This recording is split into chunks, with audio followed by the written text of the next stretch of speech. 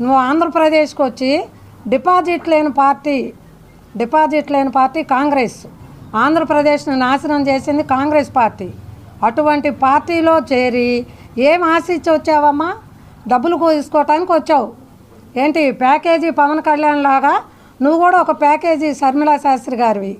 ఇవాళ జగన్మోహన్ రెడ్డి గారిని ప్రశ్నించే అధికారం లేదు.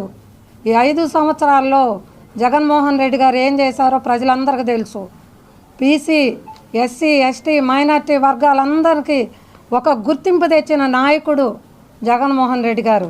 ఎన్నో అభివృద్ధి పథకాలు ఆయన ఇచ్చాడు. 31 లక్షల మందికి ఏంటి ఇళ్ల స్థలాలు, నిరుపేదలకి ఉండటానికి ఇల్లు లేని వాళ్ళకి ఇల్లు ఇచ్చాడు.